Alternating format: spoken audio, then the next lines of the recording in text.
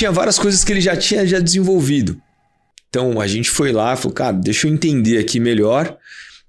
E tinha muita coisa do próprio RP que a gente deixou de utilizar RPAs, né, que é automações que a gente fez dentro do Questor, e começou a utilizar o do dele. Uhum. E aí, junto com isso, vem também a forma de processo, né? Então, por exemplo, nova entrada de cliente, cara, uma boa implantação do cara, né? Tinha uma equipe de implantação específica para fazer tudo isso dentro do RP. Entendi. E depois começar o cliente rodar de uma forma bem, assim, uma transição bem tranquila, porque a gente assim, costumava investir muito tempo na implantação para não ter problema futuro com o cliente. Então isso fazia o nosso LTV ser alto. Certo, porque já acertava tudo, deixar bem redondo no início. No início. Sim. E, muitas vezes o problema de uma prestação de serviço está numa implementação mal feita, né? Ou incompleta, né? E aí tem uma outra coisa, um outro dado que eu não tinha noção, depois que eu comecei a falar com contadores, etc. O contador não cobra implantação. A maioria. Não, eu desconheço quem cobra. Cara, a gente cobra de 1 a 3 honorários do recorrente. Isso é implantação. E depois, então a gente lá na nossa proposta, a gente tem 3 lâminas. Onboarding, então eu cobro. Cara, por exemplo, a gente fechou lá empresas um pouco maiores, etc, que você cobra lá 50, 60, 70 mil. A gente cobra 1,5 honorário. Empresas de 10 mil reais, cara, dá para cobrar 1 a 3. Aí a gente ia testando. Vê 2 vezes honorário, 3 vezes honorário.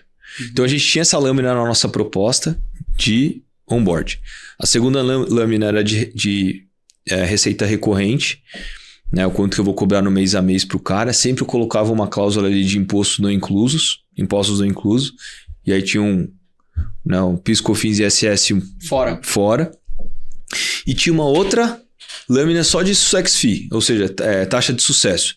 Então, se eu achasse algum crédito dentro do projeto, mesmo que eu já não tinha encontrado, eu receberia um FII, um percentual do crédito tributário que eu achasse para ele. Então, cara, isso assim, esses 3 eu recomendo fortemente aí pro contador que implantem isso. Porque dá para ganhar dinheiro no mês a mês, no ano, né? Você vai ver, quando entra muito cliente, acaba sendo uma receita relevante. E aí tem um método, né? Pô, por que vocês cobram onboard? Porque você vai gastar tempo, você vai fazer reunião de kickoff. Na sua empresa, né, é a mesma coisa. Então, a gente cobra, é justo cobrar. Né? É justo cobrar.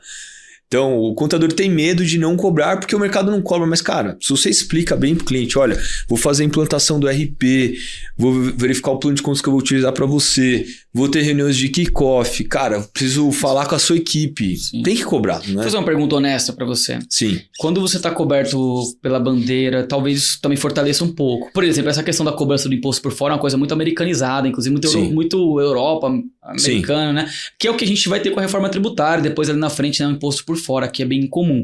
Quando você está falando de PMEs, é difícil você ter força para cobrar desse cara nessa linha. Eu acho que para a empresa maior, ela até vai ver valor nisso. Concordo. O que você acha? Eu concordo. Então, por exemplo, até na CountTech, que foi uma iniciativa nossa, a gente pode falar um pouco mais dela. Vamos falar. A gente não cobrava, que era cliente que a gente cobrava lá 169, né? PJ Simples Nacional Serviço, 169 e não tinha implantação.